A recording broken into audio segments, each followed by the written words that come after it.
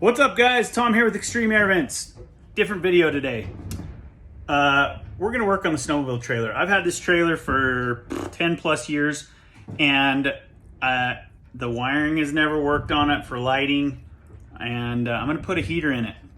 Maybe you've seen some of these diesel heaters off of Amazon or eBay, kind of a cheap heater.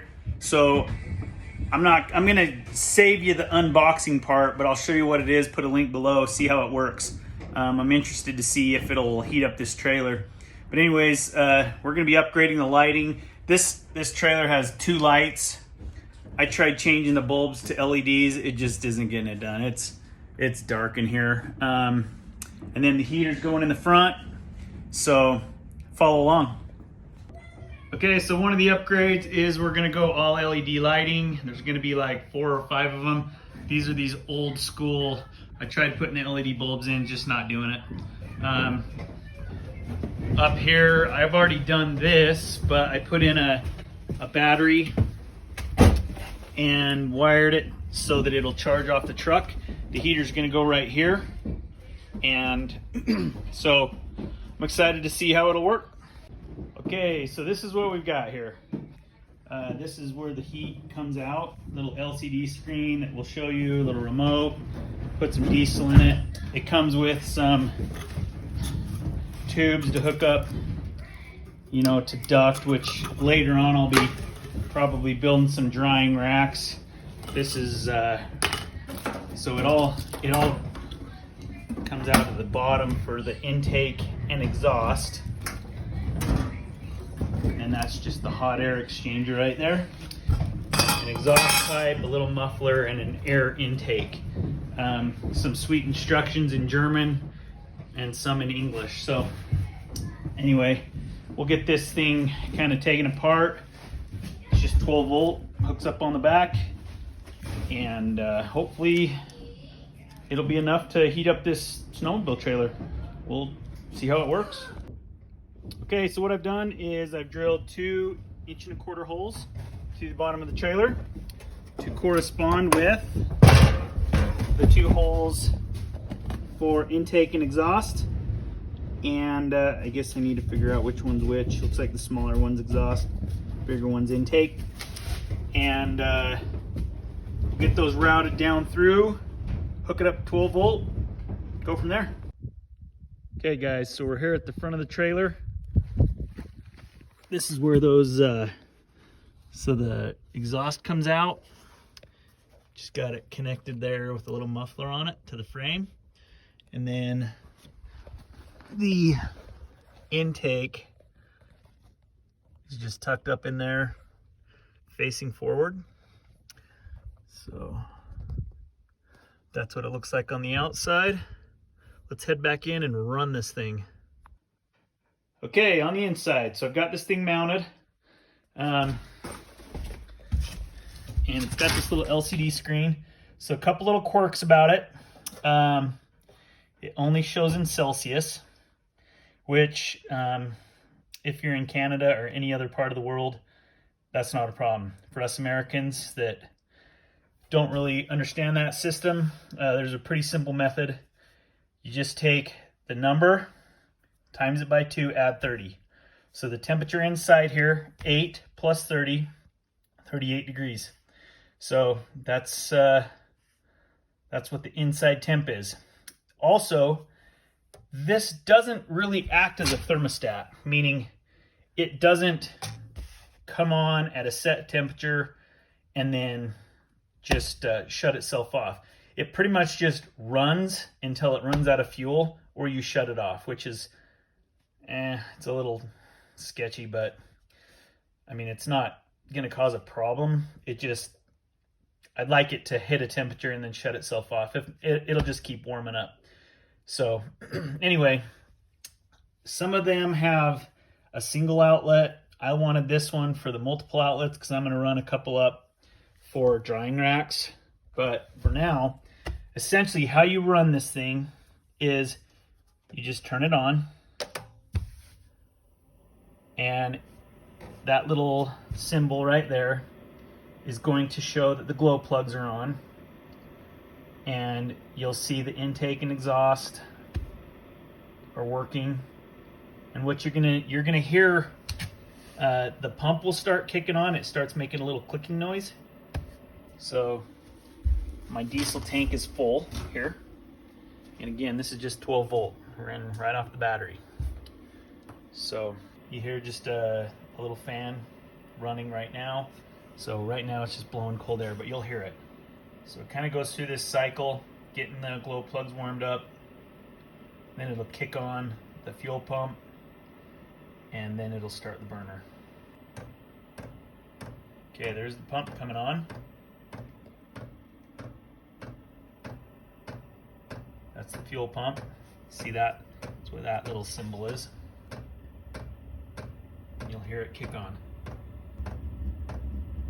Okay, it's firing. Okay, it's fired, and it's starting to produce warm air now. So this unit's not very big. I mean, this is my hand little unit. I mean, this is the size in the front of the trailer. It's pretty compact. You can see it automatically starts to up the fuel pump as well as the fan. So the other little quirk I found is it doesn't really have a temperature setting, so up and down is hertz. 5.5 hertz is the highest. If you go all the way down,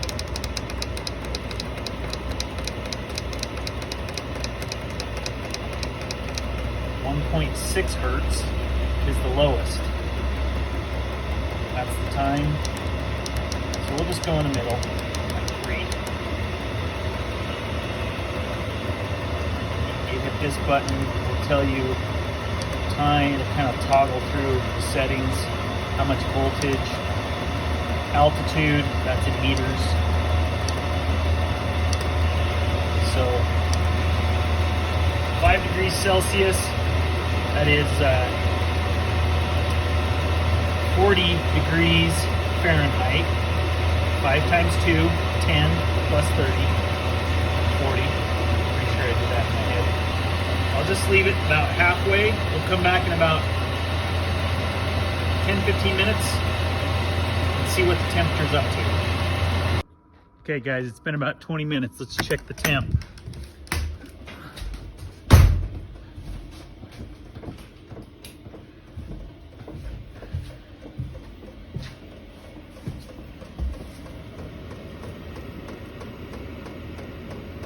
We're up to 12 degrees Celsius, 54 degrees Fahrenheit. So that's gone up 14 degrees in 20 minutes. It's just kind of settled in at, so you can see,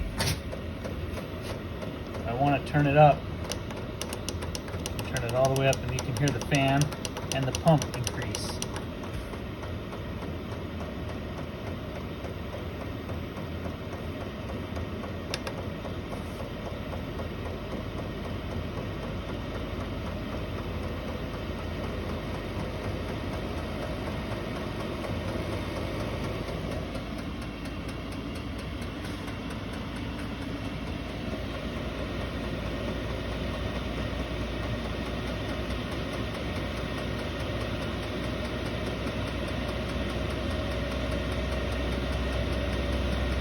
Sounds like the Polaris turbo spooling up. Takes about 30 seconds.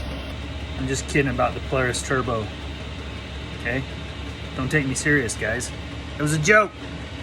Okay, that's about 10 more minutes on high. Let's check it out. 14 degrees Celsius. So that's 58 degrees Fahrenheit. And so this has been running for about 25 minutes. 10 minutes on high, 15 minutes on low, or on medium. And it's almost 60 degrees in here. So I think when we started it was close to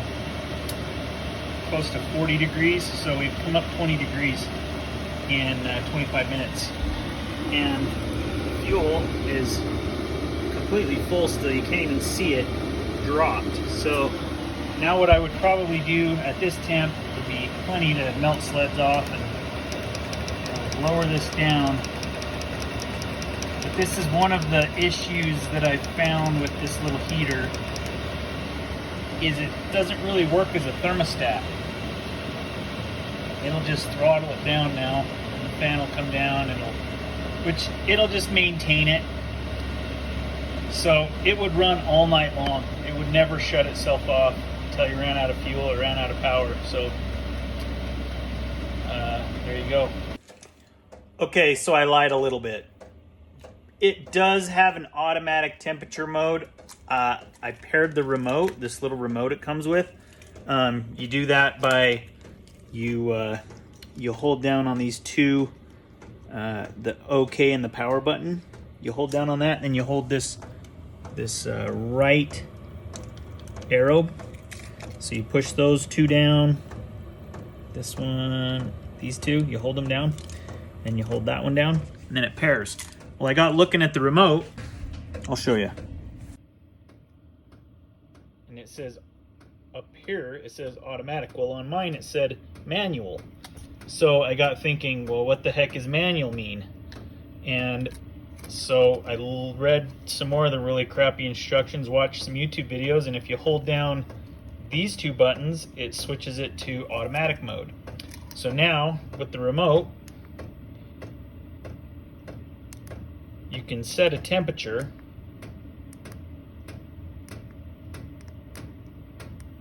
Say you want it there. You can hear it. It automatically throttles up until it reaches that temperature. Then it throttles itself back down, and it just runs at a really, really low speed. So that's pretty sweet. It still is not like a regular furnace that will shut itself off and start back up.